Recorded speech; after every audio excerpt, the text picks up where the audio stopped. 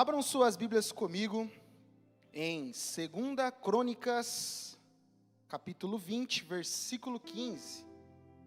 2 Crônicas, capítulo 20, versículo 15. Quem está feliz com Jesus, dá um glória a Deus. Isso aí, meus irmãos. Quando nós glorificamos ao nosso Senhor no mundo espiritual, nós já estamos vencendo, amém?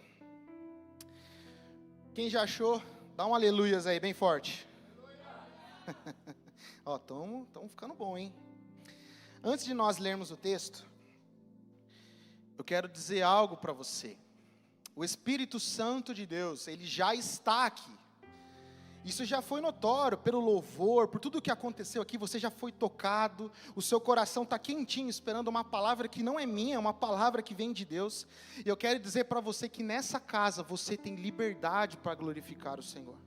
Eu quero dizer para você que hoje vai ser um divisor de águas na sua vida. Posso ouvir um amém?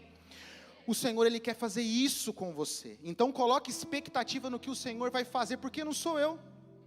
Não é a Batista Lagoinha, não é o grupo de louvor, é Deus que Ele quer mudar as coisas na sua vida e quer fazer tudo novo novamente. Amém? Em nome de Jesus, vamos ler aqui. Está escrito assim, 2 Crônicas, capítulo 20, versículo 15. Jaziel disse: escutem com atenção todo o Judá, moradores de Jerusalém e rei Josafá, assim diz o Senhor: não tenham medo, nem se assustem por causa desta grande multidão, pois esta batalha não é de vocês, mas de Deus. Amanhã vocês irão ao encontro deles, eis que eles virão pela ladeira de Ziz, e vocês o encontrarão no fim do vale, em frente do deserto de Jeruel. Neste encontro, vocês não precisarão lutar. Tomem posição, fiquem parados e vejam a salvação que o Senhor lhes dará. Ó Judá e Jerusalém, não tenham medo nem se assustem. Amanhã saiam ao encontro deles, porque o Senhor está com vocês. Então Josafá se prostrou com o rosto em terra, e todo Judá e seus moradores de Jerusalém também se prostraram diante do Senhor e o adoraram. Os levitas dos filhos dos coatitas e dos coraitas se levantaram para louvar ao Senhor, Deus de Israel, em voz bem alta. Na manhã seguinte levantaram cedo e foram para o deserto de Tecoa. Ao saírem, Josafá se pôs em pé e disse: escutem, povo de Judá e moradores de Jerusalém, creiam no Senhor seu Deus e vocês estarão seguros. Creiam nos profetas do Senhor e vocês serão bem-sucedidos. Depois de se aconselhar com o povo, Josafá designou os que deveriam cantar ao Senhor, vestidos de ornamentos sagrados e marchando à frente do exército. Deveriam louvar a Deus dizendo: deem graças ao Senhor, porque a sua misericórdia dura para sempre. No mesmo momento em que eles começaram a cantar e dar louvores, o Senhor pôs em emboscada contra os filhos de Amon e de Moabe, e os do monte Seir, que vieram contra Judá, e foram derrotados. Amém? Glória a Deus. Só até aí. O rei Josafá reinou em Judá por cerca de 25 anos. O reino dele era formado pela tribo de Judá e Benjamim. O reino, estava dividido entre Judá, no caso Benjamim também, e o reino de Israel. Era o reino do norte e o reino do sul. Josafá era um rei temente a Deus. As marcas de Josafá eram um homem que entendia a soberania de Deus e um adorador. Josafá foi um rei importante porque ele começou a restaurar a adoração no meio do povo de Deus. Ele começou a trazer a adoração novamente para a cultura, para os hábitos do povo de Deus. Infelizmente, Josafá fez alianças erradas, que não deram muito certo, mas a característica mais marcante deste rei foi a dependência de Deus e um adorador nato. Quem está entendendo aqui quem é Josafá? A primeira coisa que eu entendo nesse texto, que o Espírito Santo falou no meu coração, é que nós precisamos compreender com clareza acerca de quem Deus é. Como assim, pastor? Eu sei quem Deus é. Eu vou na igreja desde que eu era pequeno, eu já fui em tantos cultos, já fui em tantas igrejas, conferências. Mas eu quero dizer para você que Deus, ele é tão grande, ele é tão imenso, que a nossa mente limitada, às vezes não consegue compreender com perfeição, com clareza, quem realmente Deus é. Porque não tem como nós compreendermos quem Deus é e permanecermos da mesma maneira. Quem está entendendo? Não tem como eu estar diante de um Deus tão grande e permanecer com uma vida fria. Não tem como eu estar diante de um Deus tão grande sem me prostrar e entregar tudo que eu tenho, porque Ele é muito grande. A nossa mente não consegue compreender tamanha dimensão, porque só de imaginarmos estarmos diante de tanta glória, de tanta majestade e de tanto poder, o nosso corpo não suportaria, nós morreríamos na hora, porque Ele é muito santo. E quando nós começamos a entender quem nós servimos, nós começamos a perceber que muitas atitudes na nossa vida não condizem com quem Deus é. Você começa a perceber que há uma falha na interpretação e no entendimento de quem realmente Deus é. Às vezes nós imaginamos Deus como uma imagem. Talvez você imagina Deus sentado lá, um senhorzinho de cabeça branca, né, num trono lá, eu sou Deus. Talvez você ache que você precisa fazer alguma coisa para você chamar a atenção de Deus. Talvez você ache que Deus não tem tempo para você, afinal, Ele é Deus, né? O que Ele vai parar o seu tempo por um simples mortal, pecador e falho, assim como eu e você? Mas quando você começa a entender, ou você começa a querer a entender quem Deus é, a nossa mente começa a abrir, nós começamos a acessar coisas no mundo espiritual que antes não eram acessíveis. Você começa a perceber que o nosso olhar espiritual, ele começa a ser amplificado, e o olhar terreno, ele começa a não fazer mais sentido. Quem está entendendo? Porque se eu falar para quem não conhece a Cristo, quem não conhece esse Deus, das coisas que Deus está fazendo na nossa vida, para o mundo parece o quê? Loucura. Porque as coisas que são do Espírito se discernem espiritualmente, e Deus é o quê, igreja? Espírito. Então, para nós entendermos quem Deus é e termos experiências com Deus, nós precisamos nascer de novo no Espírito. Já viu pessoas que falam assim, cara, eu tento entender Deus, mas não encaixa na minha cabeça. Olha para a pessoa do lado e fala assim, ó, você está precisando nascer de novo. Isso é algo muito louco, porque como é que você vai explicar isso para quem é do mundo? Cara, você precisa nascer de novo, vai falar igual Nicodemos, né? Posso eu voltar para o ventre da minha mãe? Não é isso, é espiritualmente.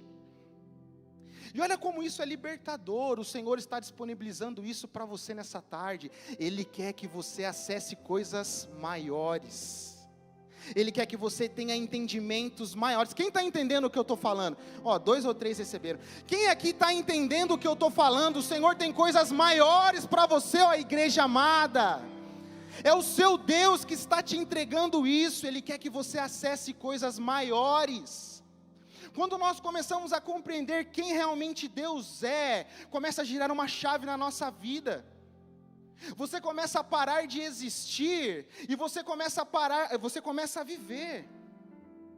Você começa a parar de viver uma vida frenética por sobrevivência, matando um cachorro por dia, sabe, se matando para pagar as contas, aquela vida miserável ao qual eu preciso fazer para ter as coisas. O Senhor está falando, ei, peraí, você não entendeu quem eu sou. Eu acho que nós não entendemos ainda realmente quem Deus é. Porque quando eu entendo que esse Deus me ama, Ele entregou o Filho dele, Jesus Cristo, numa cruz, para nos tornar filhos, para perdoar todos os nossos pecados, eu tenho que ter uma postura diferente diante disso. Quando nós entendemos isso, eu quero ler um texto que está em 1 Crônicas 29:11, bem rapidinho. Tu é, Senhor, a magnificência, e o poder, e honra, e a vitória, e a majestade, porque teu é tudo quanto há nos céus e na terra. Teu é, Senhor, o reino, e tu te exaltastes por cabeça sobre todos. Meus irmãos, não tem impossível para Deus. Quem está entendendo? Não tem impossível para Deus. Se Deus olhar para o céu e falar assim, nossa, o céu é rosa, o céu vira rosa. Porque Ele é Deus. Ele faz tudo o que Ele quiser, na forma que Ele quiser, no tempo que Ele quiser, e Ele está deixando isso acessível para você nessa tarde. E a pergunta que o Espírito Santo está fazendo para você: o que é que você está fazendo, ou o que é que você vai fazer diante disso? Porque quando eu compreendo quem Deus é, meu querido, a minha vida, ela tem que mudar, não é uma escolha, porque Ele é bom demais, porque Ele é santo demais, porque Ele tem sonhos grandiosos para a sua vida, porque Ele tem coisas extraordinárias para a tua vida. Quem está recebendo? É isso que o Senhor tem para você. O Senhor não olha para o seu povo e fala, que povo coitadinho. Ele fala, filho, se levanta. Filha, se levanta, eu sou contigo. Filha, se levanta, eu sou contigo. Esse é o Deus que nós servimos. Um Deus que nos dá autoridade, um Deus que nos reveste de poder, um Deus que nos envia, sabe, debaixo de uma autoridade tão linda para curar, libertar, para vencer, para romper, para reinar em vida. E às vezes nós vivemos de uma maneira amena. Até coloquei essa águia aqui. Muitas pessoas Deus criou para ser uma águia, todos nós, para dar grandes voos. Mas infelizmente muitos acabam vivendo como galinhas, dentro de um cercadinho, ciscando um milhozinho de cada dia. Se a pessoa não vem dar um milhozinho, o que ele faz? Ele morre, porque ele começa a gerar uma dependência de onde Deus não criou ele para ter. Eu estava ontem falando com os adolescentes, usei esse exemplo, né? Vocês são águias. Deus não criou vocês para vocês serem galinhas presas. Aí um adolescente falou assim, nem codorna, né? Você começa a perceber que Deus não nos criou para sermos pequenos. Deus nos criou para sermos relevantes. E o mais engraçado de tudo isso, porque isso é engraçado, porque parece até piada, eu imagino Deus vendo isso. Satanás, ele quer fazer o quê? Ele quer paralisar a igreja do Senhor. Ele quer te confundir. Ele quer amenizar, sabe, o seu entendimento de quem Deus é. Ele quer ofuscar a sua visão. Ele quer colocar medo em você. Ele quer fazer que você enxergue que as circunstâncias são maiores do que Deus. Ele quer que você olhe para a circunstância e trema a base, e fala, não, essa é difícil. E Satanás é especialista nisso, sabe por quê? Porque ele já é um derrotado. Satanás já é um derrotado. Cristo já venceu o inferno inteiro na cruz do Calvário. Ele já é um derrotado. Ele está debaixo dos pés de Cristo, debaixo dos nossos pés. A única coisa que ele pode fazer é tentar, sabe, te atrapalhar um pouquinho. Quem já viu o jogo da seleção brasileira? Neymar começa a driblar lá, todo mundo vai lá e derruba o coitado. Quem já viu, virou até meme uma época, né? Ele rolando no chão assim, ó. Eu quero dizer para você uma coisa.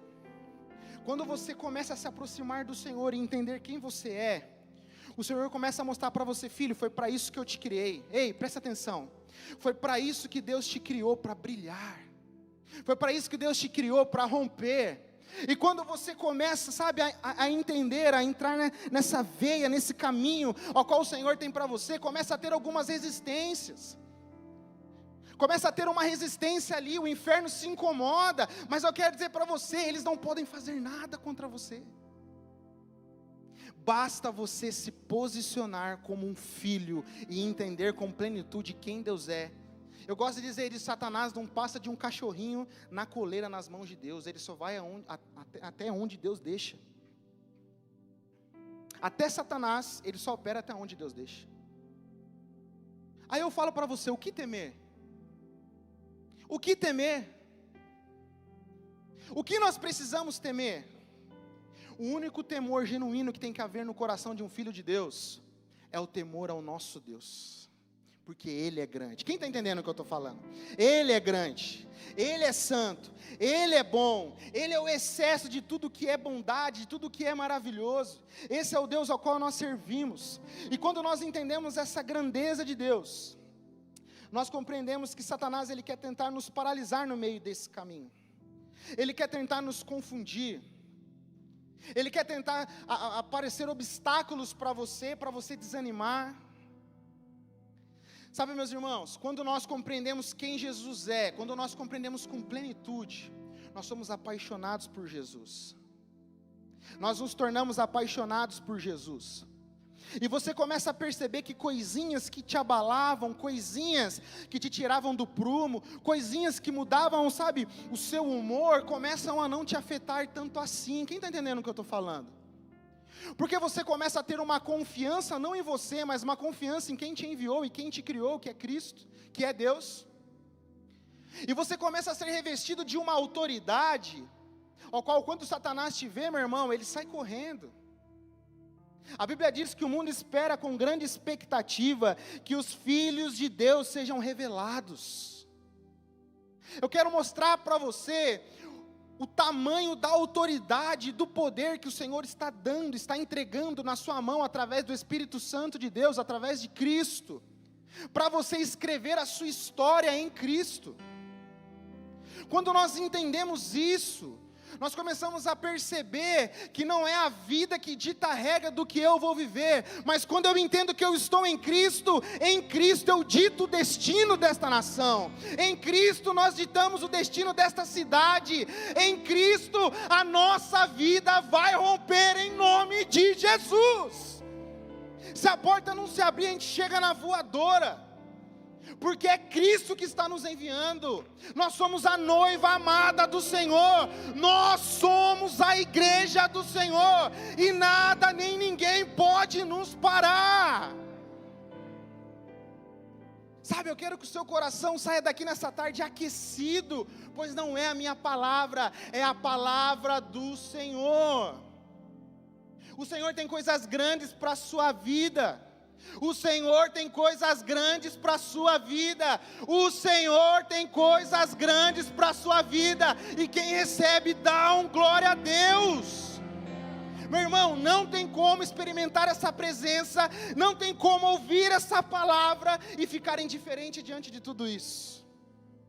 Não tem como nós ouvirmos essa palavra viva e voltarmos para os nossos lares da mesma maneira que nós saímos. Sabe, que você possa entender isso e se posicionar no Senhor, lutar essa batalha de verdade. Uma das armas que o Espírito Santo tem ministrado ao meu coração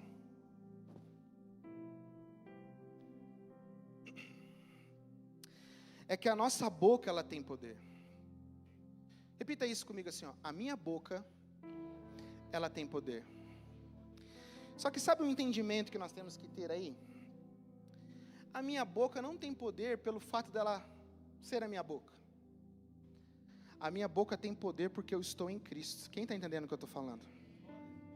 Quando eu falo em nome de Jesus, eu digo que eu estou agindo, que eu estou vivendo, que eu estou sendo enviado em nome de quem?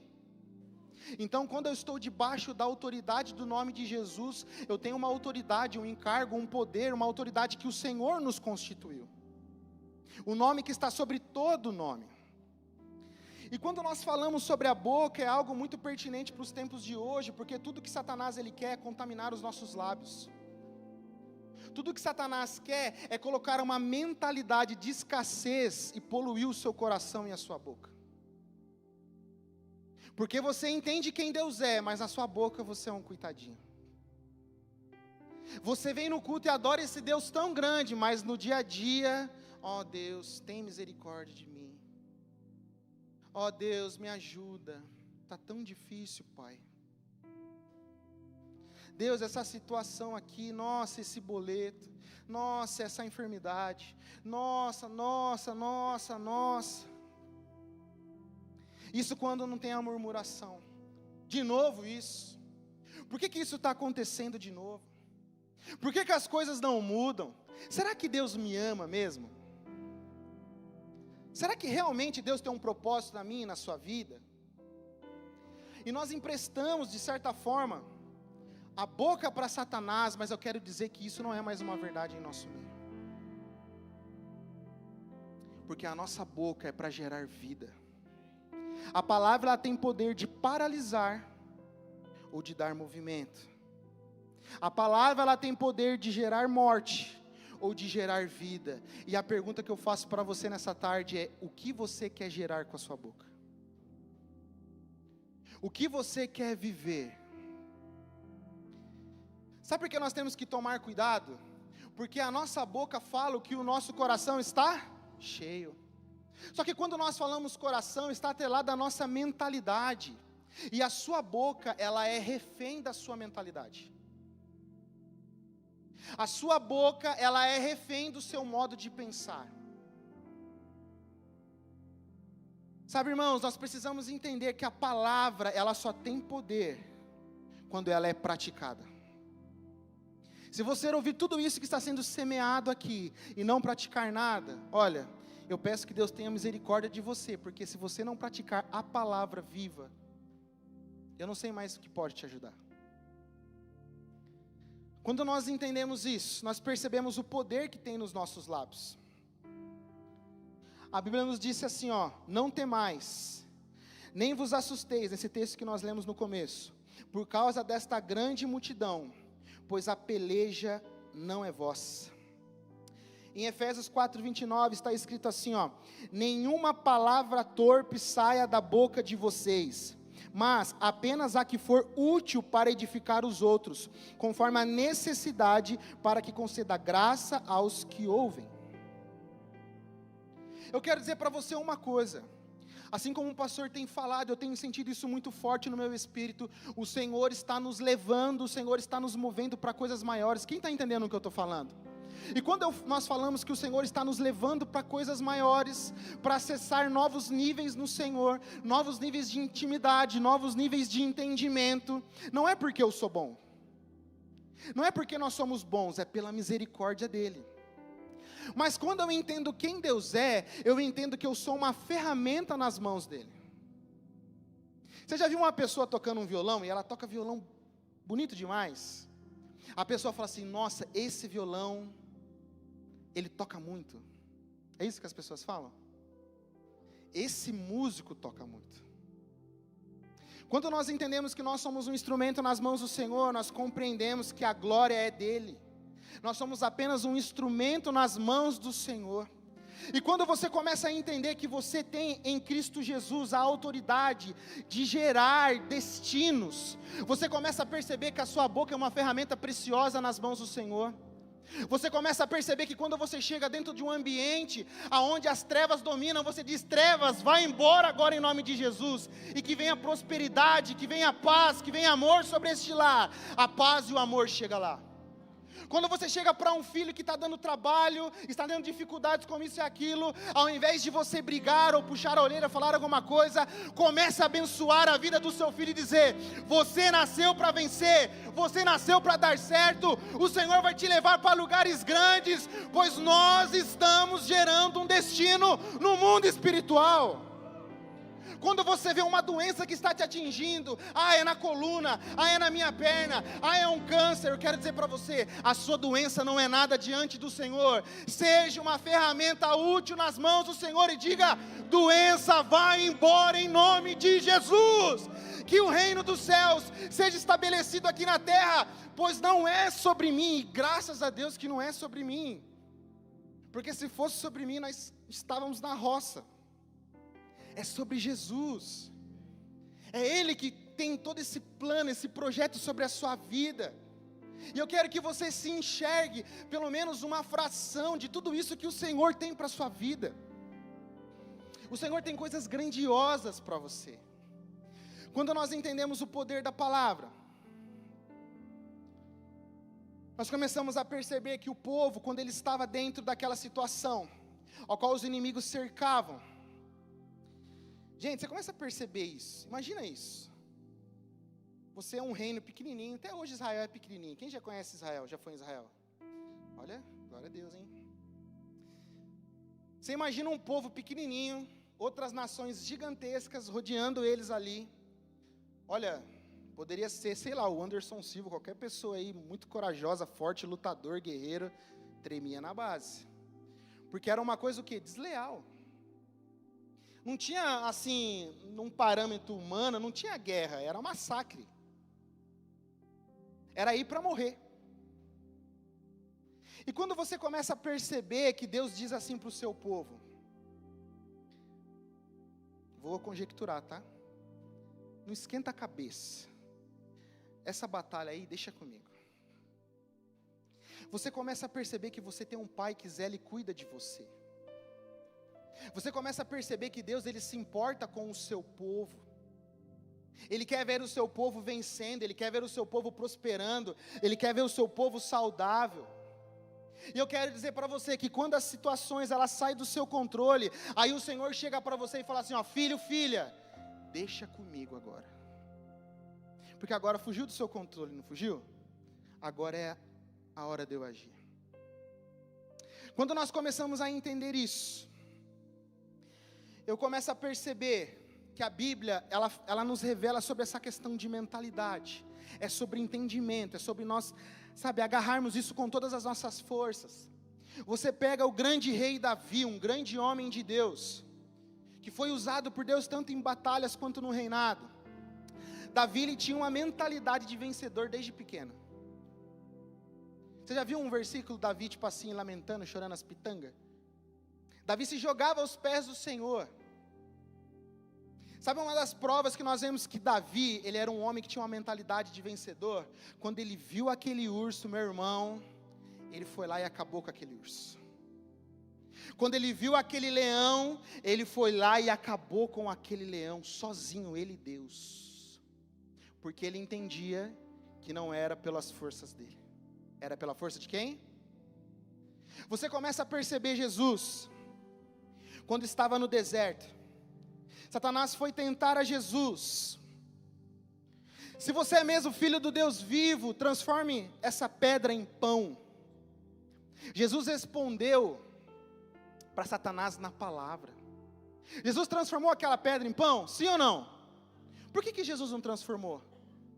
Porque Jesus já tinha certeza, clareza de quem Ele é.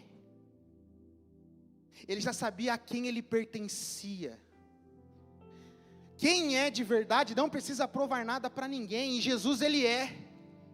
Quando você começa a perceber que a mentalidade, o entendimento acerca de quem Deus é, da palavra de Deus e da ferramenta que nós podemos ser na mão do Senhor, tudo se faz novo e todas as coisas se tornam diferentes. Porque eu começo a perceber que eu não sou mais refém da situação, mas o Senhor está dando uma chave hoje na minha e na sua mão, dizendo para você assim, filho, abra essa porta e escreva a sua história em Cristo, pois Ele já venceu na cruz do Calvário. Já venceu, já acabou. Você já viu quando um time de futebol está ganhando de 7-0 e tem prorrogação? É tipo isso. Não tem como perder. Eles começam a colocar todos os reservas, coloca até o Gandula para jogar lá, que já ganhou. E às vezes a gente fica preocupado, já vencemos, ai meu Deus, o que eu vou fazer, como que vai ser? Uma frase que eu anotei aqui, os filhos que entendem quem são em Cristo, já venceram. Os filhos que entendem quem são em Cristo, já venceram. É assim, vão vencer, já venceram. Uma outra frase que o Senhor me deu assim, ó. Nós avançamos, não porque acreditamos que vamos vencer, mas porque entendemos que em Cristo já vencemos. Eu não vou me mover porque eu creio que eu vou vencer, eu vou me mover porque eu já venci. Quem aqui já aceitou Jesus como seu Salvador? Você já venceu. Você que ainda não aceitou a Jesus, hoje você vai ter a oportunidade de entrar para esse grande exército de vencedores. Posso ouvir um glória a Deus aí? Você é mais do que vencedor, igreja. O quarto tópico dentro desse texto, para nós finalizarmos, é sobre o poder da adoração. Gente, isso daqui mexeu comigo. Isso daqui me balançou, porque, é muito fora, sabe? Você imagina você indo literalmente para um massacre, olhando aos olhos humanos. E o rei Josafá faz o quê? Faz o seguinte: colocam os levitas na frente, manda eles irem adorando ao Senhor. Faz sentido isso? Meu, é coisa de louco. Começa a perceber isso. Você começa a ver aqueles filmes, né, antigos. Quem que vai na frente lá? Os escudeiros, as lanças, porque vai ter aquele choque, aquela guerra, né, aquele tudo. Não, não. Deus falou o que para o povo dele? Não precisa lutar, porque essa batalha é minha. Quando nós entendemos isso, você começa a perceber que o povo não foi para batalhar. O povo ele foi para celebrar, para adorar, porque eles já tinham vencido em Cristo, em Deus. O Senhor deu a palavra. Quando Ele deu a palavra e aquele povo tomou a posse, eles já venceram.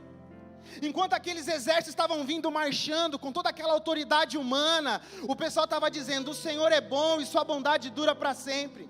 Enquanto aqueles homens armados, fortemente armados, porque os inimigos de Israel, eles eram mais avançados ali em relação ao aço, a desenvolver armas.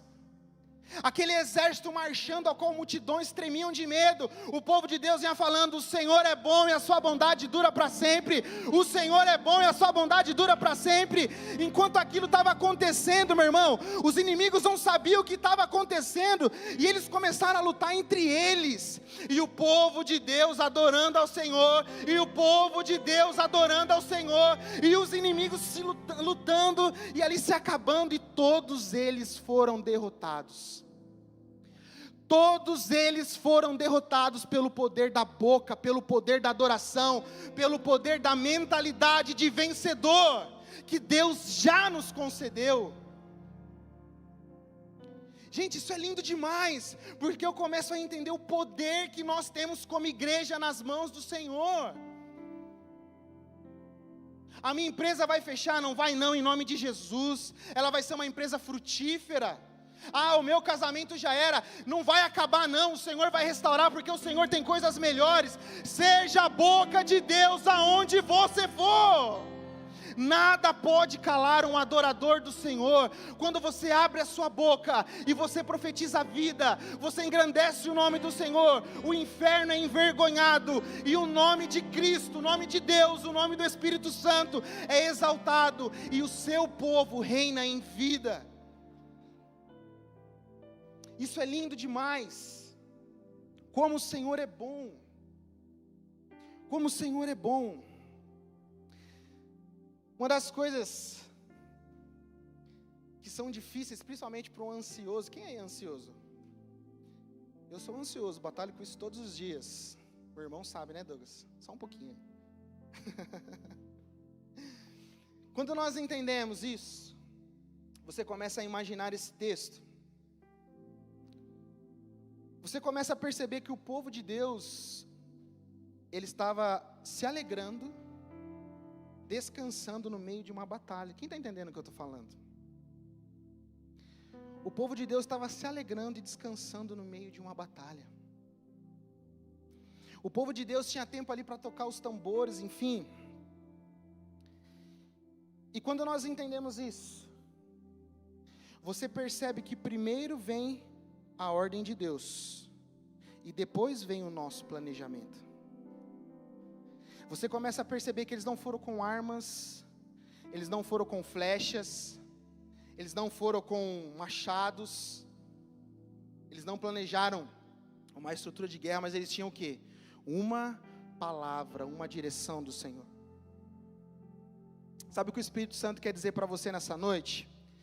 Não faça nenhum planejamento sem consultar a voz e a direção do Senhor.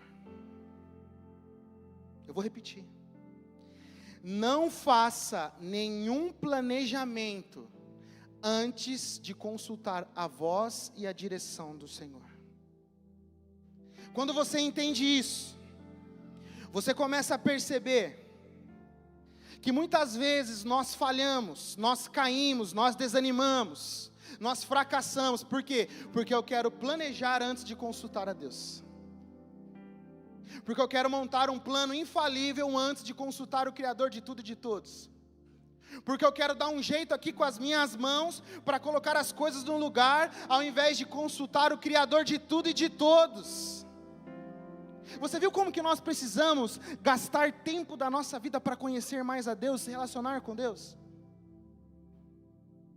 Porque esse entendimento faz toda a diferença, e o Senhor está querendo dizer para você, ó igreja, primeiro consulte a minha voz, tendo a direção, meu irmão, o resto Deus fará, as portas dos céus vão se abrir, e os inimigos de Deus serão envergonhados, pois nós somos a igreja amada, a noiva amada do Senhor. Que você possa ser cheio dessa autoridade em nome de Jesus.